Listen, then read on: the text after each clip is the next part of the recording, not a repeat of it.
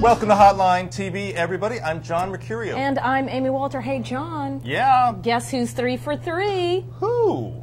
Not the Redskins. All right, it's Republicans. You stole my sports joke. Oh, I know. We want to talk about Bear Bryant, but no, it's not. It's Republicans. They have won last three elections. Wow. Notably, who was not on the ballot? Barack Obama. President-elect Barack Obama. So, are things as bad for the GOP as everybody thinks, or are they as good for the Democrats as Democrats like to think they are? Well, that was a mouthful, but that was indeed. All right, let's first talk about the Republicans. What do wins against Bill Jefferson and in the McCrary seat say to the Republican Party? Go, John. I think very little, frankly. Sure, we're going to talk a lot about this. Bill Jefferson was finally defeated. He also faced re-election in 2006, and he had been indicted at that time as well, or at least was under under a cloud. Yes, under a cloud investigation. Under a cloud, if you will, and won. And this was obviously a big deal. This is a very Democratic seat in New Orleans, and the fact that a Republican, not just a Republican, but a Vietnamese Republican, was able to win is significant. He will be defeated.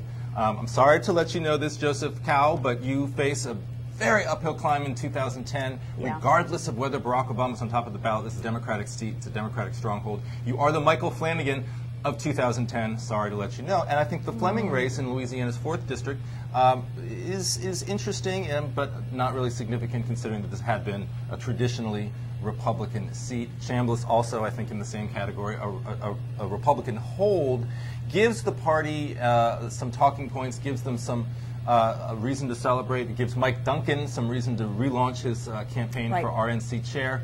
But it doesn't really, I think, negate or neutralize what's happened in November of 2006. Right, it does not turn the corner. And if you listen to Democrats, they'll tell you, look, first of all, we won back the House in 2006. Remember, that wasn't when Barack Obama was on the top of the ticket. Correct. Second, we have a lot of Democrats who overperformed Barack Obama.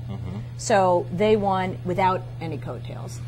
To me, the more important issue for Republicans next year is, one, does the morale improve, which can help with recruiting and help with fundraising? Right. Two, what does the political environment look like? That's going to be the bigger issue than coattails, et cetera. Right. I think there are a couple of things you can do. You can get some key, quick, blockbuster recruits early in the season. Jeb Bush, for example, in the Senate would be a big deal. Win for the incoming National Republican Senatorial Campaign Committee Chairman John Cornyn, to be able to say, look, I've got Jeb Bush running. He thinks it's a good idea to run in 2010 as a Republican. Why don't you? That's a very good point. And obviously there are a lot of people in the House that could help them as well. So that'll be a key thing to watch. But let's move on to the Democrats. Any ominous signs, Amy Walter, on the horizon for Democrats in other in-House or Senate races? So, based on what we've seen. So if we're going to take this scenario and play it all the way out, which is no Obama coattails, lower African-American turnout, bad for Democrats who won in 2008, I could only find about 5 people who we can argue, but for African-American turnout, they would not be in Congress. It's people like Larry Kissel in North Carolina or Steve Driehaus in Ohio and Cincinnati area, Glenn Nye down in Virginia, but kind of Bobby Bright. I just wanted to say Bobby Bright. It sounds good, doesn't it? It does.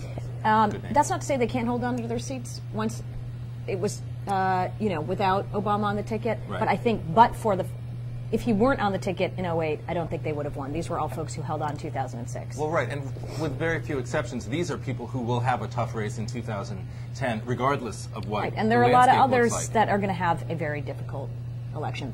The bigger problem for Republicans is, if that's what, I'm not so good with math, but that seems like 5. So let's say all of them lose 38 minus 5. Okay, so Dems still need 33 more seats to get the majority. Republicans need. I'm sorry, Republicans. 33 more seats. So, and look, we're also in a period, if I can just make one last point, where Obama has been notably and particularly absent from the political arena. Very good point. He's been focused on his transition. He has made, I think, a very studious decision to stay out of campaign politics. He taped a radio ad for some of these candidates, but he hasn't been on the trail as much as they tried as hard as possible to attach themselves to him, Bill Jefferson being the best example from this weekend. He really wasn't a factor in the race. He will be in 2010. Yeah, he's going to go on the road. He'll land in districts. He'll raise money. He will be very active. It's a question about just who and how many places he'll be able to do that. That is so true. That's all right. so true, Amy Walter, as always. But that's all the time we have for today's show. Until tomorrow, I am John Mercurio. And I'm Amy Walter. See you next time.